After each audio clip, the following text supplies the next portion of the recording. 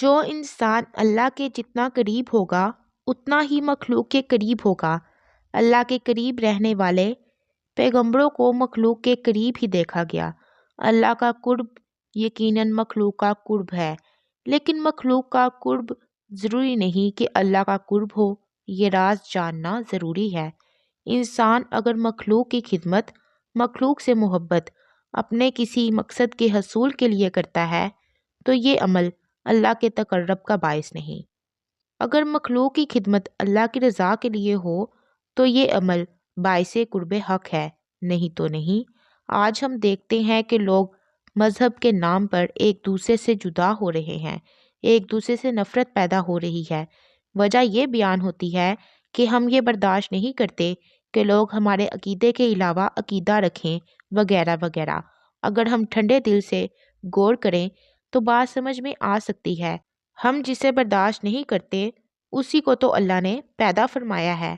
اللہ تعالیٰ نے اپنی کائنات میں اپنے نہ ماننے والوں کو خود پیدا فرما کر بڑے راز عیاں فرمائے ہیں۔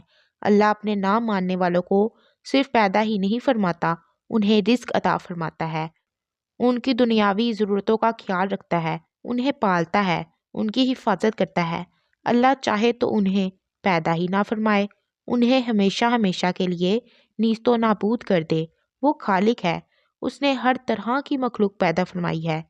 اللہ نے اعمال کے نتیجے کے لیے ایک دن مقرر فرما رکھا ہے۔ اللہ کے باغی ایک آنے والے دن کو اپنے اعمال کا نتیجہ دیکھیں گے اور افسوس کریں گے اور کہیں گے کاش ہم مٹی ہی ہوتے۔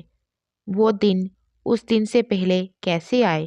اللہ کے مقرب اس بات سے آگاہ ہوتے ہیں کہ کافر کو دین حق کی دعوت اس لیے دی جائے کہ اللہ کی رضا ہے، بس اسی حد تک۔ تبلیغ کو اپنی ذاتی انا کا مسئلہ نہ بننے دیا جائے۔ اللہ کے نام کی دعوت بھی دو اور اللہ کی منشا کے مطابق اسے زندہ رہنے کا حق بھی دو۔ تقرب حق کی منزل بڑی کٹھن ہے۔ اللہ کی رضا پر اپنی رضا کو نثار کر دینا قرب حق ہے۔ اللہ کی مخلوق کو اللہ کی مخلوق سمجھنا قرب حق ہے۔ یہ جان لینا کہ یہ سب مخلوق، یہ سب تخلیق عین حق ہے، یہ سب باطل نہیں۔